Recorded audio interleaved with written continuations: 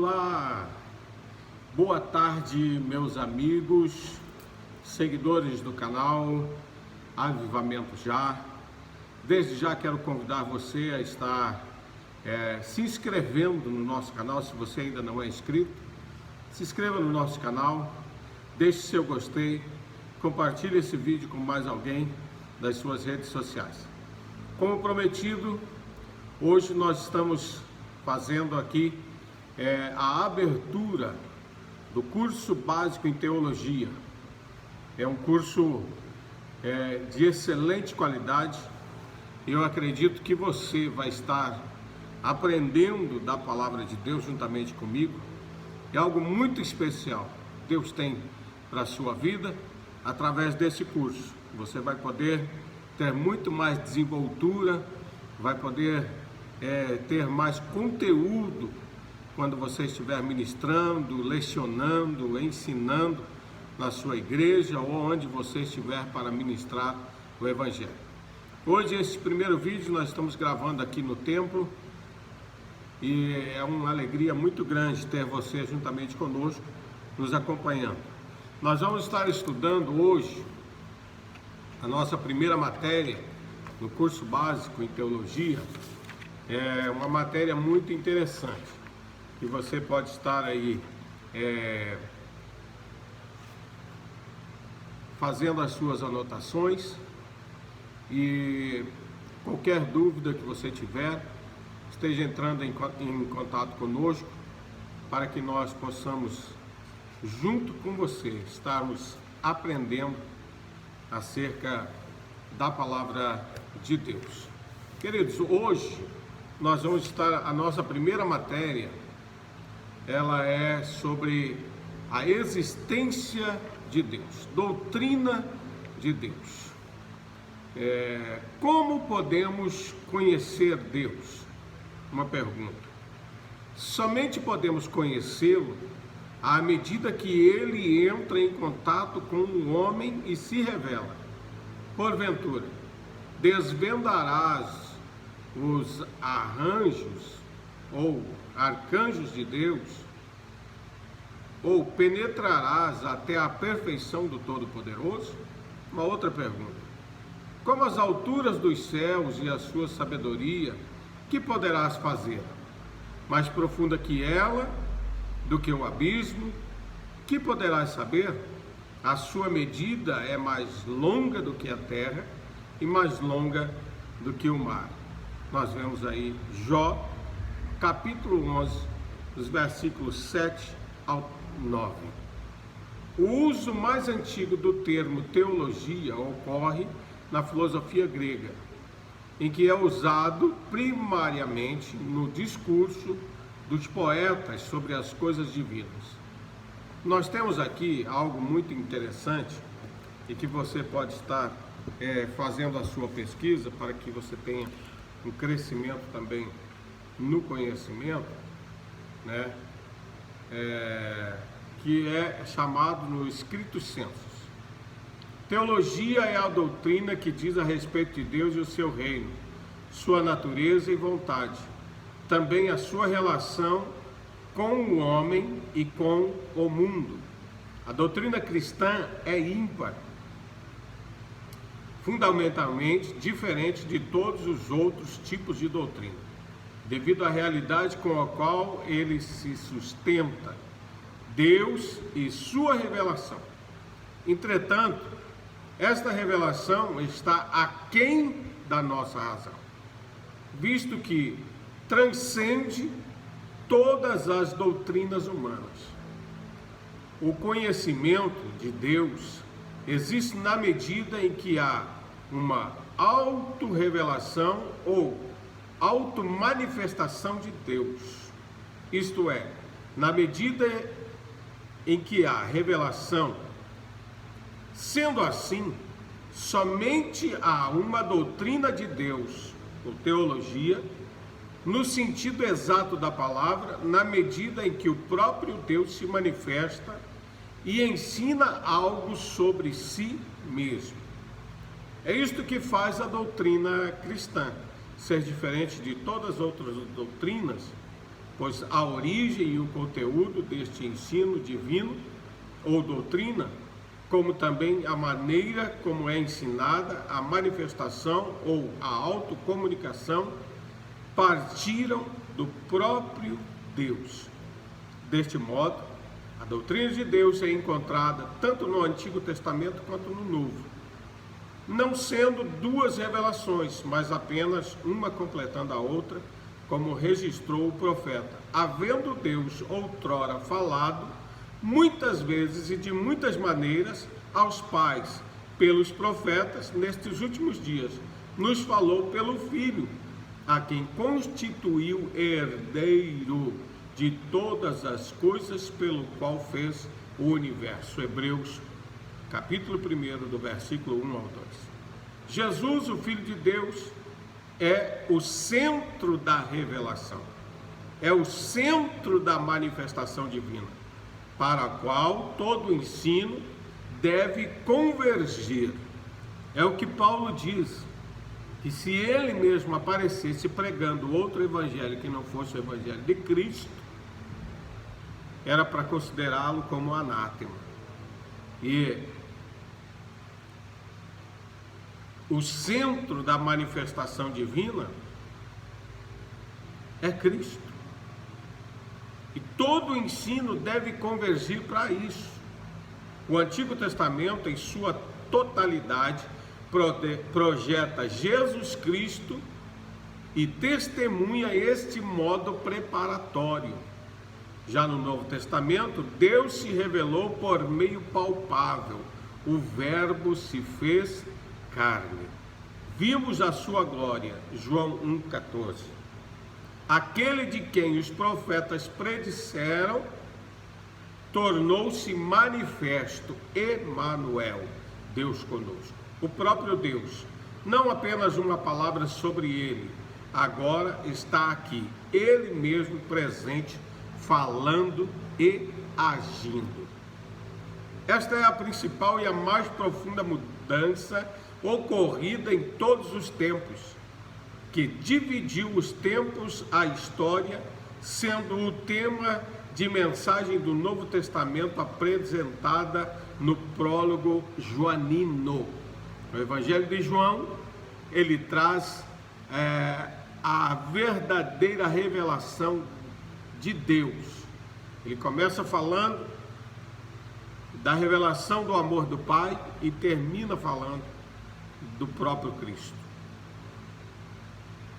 Esta é a principal e a mais profunda mudança ocorrida em todos os tempos, que dividiu os tempos, a história, sendo o tema da mensagem do Novo Testamento apresentado no prólogo joanino. O Verbo se fez carne.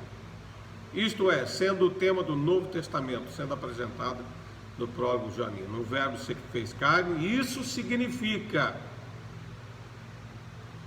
que aquele que apenas poderia ser previamente profetizado em linguagem humana, por meio de palavras proféticas, agora está presente em pessoa.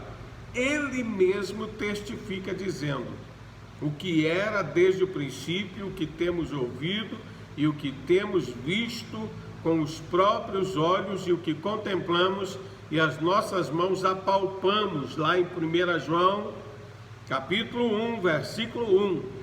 João, quando ele está sendo perseguido, ele fala, na sua pregação, ele diz: o que eu estou falando aqui é o que eu ouvi, o que eu vi, o que eu apalpei, e eu andei com ele. Então nós vemos aqui que esta revelação joanina revela Cristo como centro da vontade de Deus. Vamos para frente. Portanto, a revelação não é mais uma palavra, mas agora uma pessoa, que está além e acima de todos os conceitos intelectuais. Está entendendo? Em nossos dias, há muitos sistemas de pensamentos religiosos e seculares que disputam a nossa devoção. Entre as opções religiosas há um grande número de seitas e cultos, além de uma enorme variedade de denominações cristãs. Sendo assim, não basta dizer que cremos, mas sim o que devemos, em que devemos crer. É o que eu sempre digo, nós estamos saindo aí agora de um final de ano, e para que você entenda o que eu vou dizer, um misticismo em que Paulo combatia na igreja de Colosso, nós vemos hoje impetrado dentro das igrejas. Isso fica bastante palpável quando nós chegamos aí ao final de ano. Você vê uma igreja que se diz sã na doutrina cristã e da palavra, que se diz sã na fé. Nós vemos as pessoas cristãs vindo para os cultos com roupas que são usadas em outras religiões para atrair certas coisas. Nós vemos no culto de ações de graças, que é o culto, o propósito do culto, estar agradecendo a Deus por mais um ano que passamos. Nós vemos pessoas vindo para o culto vestidas de branco, vestidas de vermelho, vestidas de amarelo, vestidas cheios de misticismo, e achando que está prestando um culto genuíno a Deus, né? O propósito do culto é um culto de gratidão, é um culto para agradecer, não é um culto para vir buscar. No propósito dos nossos cultos é o culto de adorar a Deus, é o ato de estarmos adorando ao Senhor. E a gente vê pela palavra de Deus que o culto deve ser assim. O objeto do culto, ele deve ser cuidado, ele deve ser zelado, para que quando chegar no ambiente de culto nós possamos ofertar aquele sacrifício que nós preparamos antes de adentrar o santuário. Então observamos bem para isso, para que nós possamos ver quem realmente está zelando pela doutrina da palavra de Deus, né? Em quem ou em que devemos crer. Pelos conselhos da palavra de Deus, devemos crer na pessoa bendita que é o nosso Cristo, autor e consumador da nossa fé. A Bíblia dá grande enfoque à doutrina como subsistência da fé. Por isso a própria Bíblia testifica que a fé vem pelo ouvir e ouvir a palavra de Deus, né? E dela provém um material para o seu conteúdo, isto é, o material necessário para que eu tenha fé é a palavra. Então a palavra, ela é a essência da movimentação que o Espírito Santo faz dentro de mim e produz fé. A Bíblia diz: a fé vem pelo ouvir e ouvir a palavra de Deus. Devemos continuar acreditando na palavra, vivendo a palavra. E o próprio Cristo é o verbo que se fez carne, é nele que nós devemos crer. A Bíblia, ela é enfática em sua condenação contra o que é falso, adverte contra as doutrinas dos homens. Colossenses 2:2, o que eu disse ainda há pouco, né? Paulo combatendo a doutrina dos homens, cheia de misticismo, cheia de crenças e cheias de linhas filosóficas dentro da igreja de Colossos, né? A doutrina dos fariseus. Mateus 16:12, contra os ensinos de demônios. 1 Timóteo 4:1, contra aqueles que ensinam doutrinas que são preceitos de homens. Devemos estar filtrando tudo isso pela palavra. Marcos 7:7, e contra os que são levados ao redor de todo vento de doutrina. Efésios 4:14. É o que nós vemos hoje. Muitas pessoas, há uma troca muito facilitada de denominação. A pessoa está aqui agora, daqui a pouco já não está mais, porque ela não pode ser tocada, o ego, o seu caráter não pode ser moldado pela palavra, então ela não se sente bem, porque o objetivo da pregação do Evangelho, a doutrina de Deus na nossa vida, é mudar o nosso caráter. Era isso que Jesus fazia quando ele estava pregando, quando aparecia alguém para ser curado, para provocar Jesus para a manifestação da cura. Primeiro, o que Jesus fazia? Ele fazia o tratamento no caráter da pessoa. Ele tratava a psique da pessoa, a forma da pessoa enxergar as coisas de Deus. E depois ele manifestava o milagre. Tá certo? Vamos para frente. Assim como condena o que é falso, a Bíblia também aconselha a verdadeira doutrina, reputando-a como boa. Tá? 1 Timóteo 4:6, você pode consultar aí na sua Bíblia, acompanhando a gente. Sã, em 1 Timóteo 1:10, segundo a piedade, 1 Timóteo 6:13, que ela é de Deus. Tito 2:10, é de Cristo. Segunda carta, segunda epístola de João, versículo 9. A crença correta é essencial e influencia nosso relacionamento com Deus. O escritor aos Hebreus escreveu: sem fé é impossível agradar a Deus, porquanto é necessário que aquele que se aproxima de Deus creia que Ele existe e que o torna galardoador dos que o buscam. Hebreus 11:6.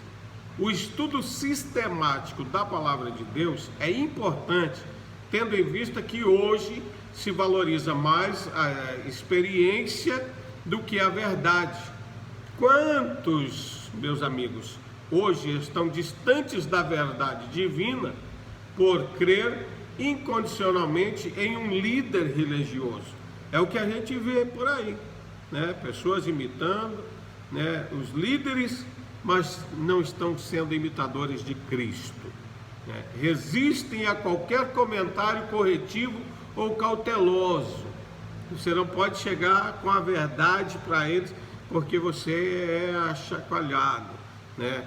Já se levantam contra, estão me perseguindo, né? E por aí vai. Então devemos observar direitamente isso, né? Deleitando-se esses seguidores, deleitando-se com sentimentos subjetivos produzidos por clichês ou lendas, recusando-se a submeter as suas crenças a uma avaliação. É o que a gente observa, os movimentos por aí, né? E sempre no começo do ano, não tenho nada contra quem faz, mas eu particularmente não sou favorável dessa questão que sempre é feita aí, né, no início do ano. Faz uma campanha de 12 dias para 12 meses prósperos.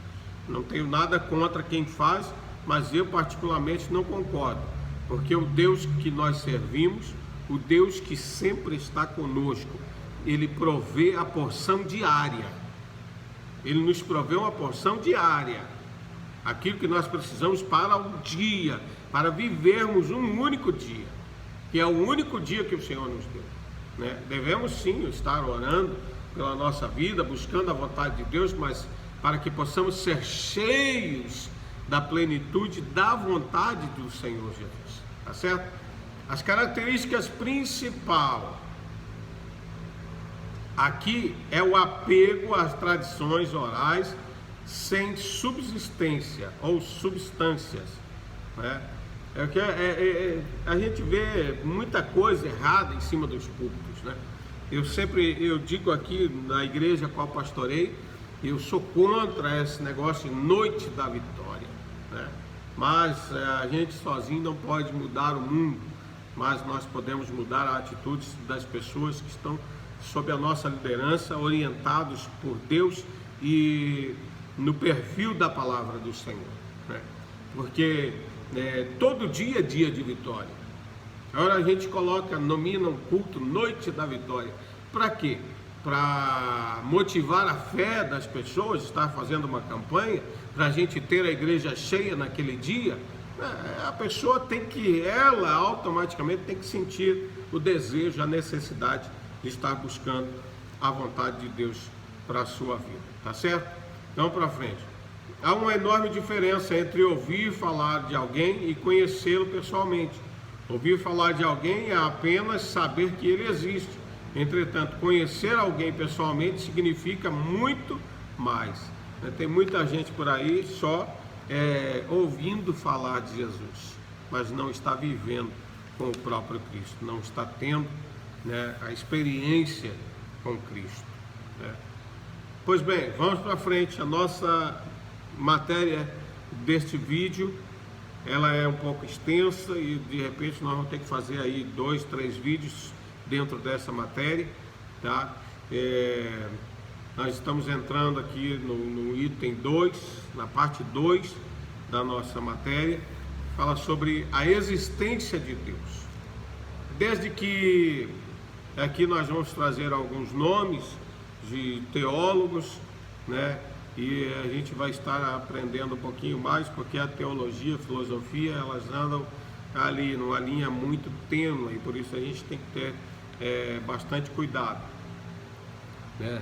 A definição do termo, como já dizia o maior orador romano, Marco Túlio Cícero, quando se quer pôr ordem ou método numa discussão, é preciso dar início definindo as coisas que se debate, por se ter dela uma ideia clara e precisa. Assim, principalmente nosso estudo. Então, o estudo é uma forma bastante clara. Eu quero ser muito objetivo aqui para que você possa estar entendendo acerca da palavra de Deus. Pois bem, vamos lá. O que é teologia? Como o próprio nome indica, a palavra teologia tem origem em 2 termos gregos: theos, Deus, e logia, estudo. Portanto, teologia é estudo ou raciocínio sobre Deus. Perguntamos, por conseguinte, se a igreja pode prescindir do conhecimento de Deus e da sua obra e ainda ser igreja de Deus? É quase certo que aqueles que negam a necessidade da teologia na vida da igreja não diriam conscientemente que alguém pode ser cristão sem conhecer Deus. O que lhes falta é um bom conhecimento do que é teologia e as suas implicações. Assim como podemos conhecer Deus sem estudar a revelação que Ele faz de si mesmo? Como saber quem Ele é e quem somos nós em relação a Ele? O que Ele quer de nós, se não investigarmos o que Ele deixou revelado para o nosso conhecimento? Esse é o trabalho da teologia, pois parte de 3 pressupostos. Primeiro, que Deus existe. Segundo, que Ele pode ser conhecido, embora não de modo exaustivo e completo. Terceiro, que Ele tem se revelado tanto por meio de suas obras, criação, providência, revelação geral, atos, como principalmente pela Sagrada Escritura, que é a revelação especial. Hebreus capítulo 1, do versículo 1 e 2, que nós lemos lá atrás. Portanto, se Deus se revelou, podemos conhecê-lo. Entretanto, nosso conhecimento de Deus não é intuitivo, nem natural, mas comunicado por Ele mesmo através dos meios que soberanamente escolheu. Deus escolheu se revelar para nós, né? Estudar teologia Portanto, não é inventar teorias a respeito de Deus e de suas obras, nem mesmo descobrir a Deus, mas conhecer e compreender a revelação que Ele próprio deu de si. Por isso, qualquer estudo de Deus que não tiver a sua revelação como base, meio e princípio regulador, não é teologia. Aí 3 perguntas para você enviar para mim através do nosso WhatsApp. Marque aí o nosso número: 43 99635 3376, né? O que disse o maior orador romano? Eu li aí, está ali na nossa fala aí atrás. Você vai pesquisar, vai voltar o vídeo para você poder responder isso aqui. A palavra teologia tem origem em que termos grego? Quais são os 3 propósitos para conhecer Deus? Lembra lá que nós falamos que Ele pode ser conhecido, que Ele tem se revelado e que Ele existe? Aí está aí a colinha para você, né? Vamos lá para a última parte deste vídeo e depois nós vamos, amanhã nós vamos colocar mais um vídeo, o vídeo aula número 2, para que você possa estar aí aprendendo acerca da palavra de Deus. Nós vamos ver agora sobre existência de Deus. Desde que Immanuel Kant escreveu sua crítica da razão tem sido comum para as pessoas insistir que é impossível provar a existência de Deus. Na verdade, essa afirmação tem se elevado como um dogma na cultura ocidental, disse certo filósofo. Ninguém afirma Deus existe, sem antes ter desejado que Ele exista. Esta frase tem um fundo de verdade. O pecador que não quer deixar o pecado passa a negar a existência de Deus. Infelizmente, não são poucos os que, do alto da sua sandice, professam não acreditar no Criador. Eu conheço pessoas assim. A existência de Deus é algo não somente provado, como é inerente à alma humana.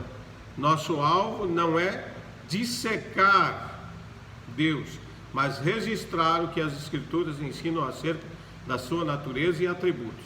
A existência de Deus é uma premissa fundamental das Escrituras, que não tecem argumentos para afirmá-lo ou comprová-la.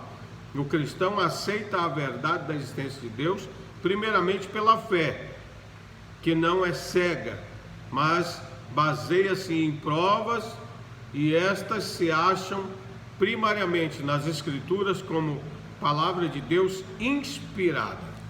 Pois bem, evidências que provam a existência de Deus. Deixa eu dar uma levantada aqui para me ajudar aqui na questão da minha vista. Eu estou precisando já usar óculos, né? Existências que provam. Os fatos dos seres humanos serem limitados tanto no tempo quanto no espaço, e Deus ilimitado já deixa transparecer a distância entre ambos. Portanto, ninguém poderá conhecer a Deus ao menos que Ele se revele, ou seja, ao menos que Ele se manifeste aos seres humanos de tal forma que eles possam conhecê-lo e ter comunhão com Ele, né? Isso é uma evidência da existência de Deus. Antevendo a dureza do coração do homem, o Criador inspirou o salmista a declarar: desonesto ao seu coração, não a Deus. Lembra? Salmo 14, verso 1, né? E ainda, por causa do seu orgulho, o ímpio não investiga. Todas as cogitações são não a Deus. Ele não vai à investigação, e ainda as suas cogitações são, para que a conversa não se delongue, ele diz não a Deus. Salmos 10 e 4.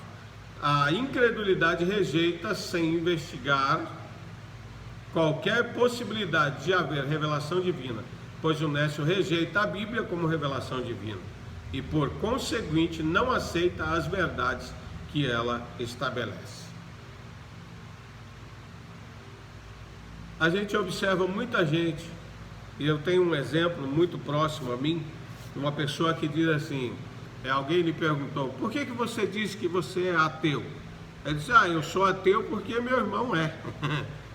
Muito fácil, simples e objetivo, né? Não é bem assim. A alma humana, ela tem sede de Deus, ela sempre está em busca de algo para preencher o vazio, e este algo é o nosso Senhor, o nosso Jesus. Vamos lá, para encerrarmos. A Bíblia não apresenta argumentos em favor da existência de Deus. Existem algumas evidências para os que o buscam ter certeza de que há um Deus verdadeiro que se revelou ao mundo. Deus se revelou de maneira progressiva e diversificada, isto é, na medida do tempo. Deus é o dono do tempo. Para o nosso estudo, poderemos dividir a revelação de Deus em geral e em especial. Para fecharmos, a revelação geral é aquela de modo não proposital. E aí tem a natureza, o tamanho da terra e a sua gravidade correspondem, ou é correspondente, que sustém uma camada fina de nitrogênio, oxigênio, e que se estende em sua maioria até uns 80 quilômetros acima da superfície da Terra. A história. Milhares de pessoas conhecem a dramática história dos judeus. Alguns dos eventos mais tristes da história da humanidade ocorreram com esse povo. Perseguições, privações, vexações fizeram parte do seu cotidiano. Entretanto, estes heróis, que eu chamo a nossa geração, nós agora do tempo presente, nós somos a semente do sangue desse povo aqui, né? Alguém poderia perguntar, por que tudo isso? A resposta se encontra nas Escrituras. A este povo Deus se revelou, estabelecendo alianças, começando com o patriarca Abraão, passando por Moisés, pelos profetas, e consumando-as na vinda do Messias. Portanto, a história dos judeus nem sempre é uma leitura agradável, mas é um grande testemunho da revelação de Deus na história. A Bíblia é o principal acesso da história do antigo Israel. Você quer aprender um pouco mais de Deus? Leia a Bíblia. E a revelação especial é aquela por meio da qual o homem conhece e aceita a revelação de que Deus fez de si mesmo, através da Bíblia, por meio do seu Espírito Santo, na pessoa de Jesus Cristo. E mesmo depois de Deus ter se revelado objetivamente, não é a razão humana que descobre Deus, mas é Ele que se descerra aos olhos da fé. Vamos ficar com esse texto, dizendo que a fé vem pelo ouvir e ouvir a palavra de Deus. Queridos, qualquer coisa, deixe nos comentários aí, tá? Que nós vamos estar colocando algumas questões aí na especificação do texto aí, né? Para que você possa estar fazendo um questionário também e nos enviando as respostas, tá certo? Quero dizer a você, se inscreva no nosso canal e acompanhe esse curso básico de teologia que iniciamos no dia de hoje, e acompanhe as próximas aulas. Essa foi a primeira aula, parte 1 desta primeira lição. Vem a parte 2, de repente a parte 3 também. Tá certo, gente? Um grande abraço, beijo no coração, fica com Deus.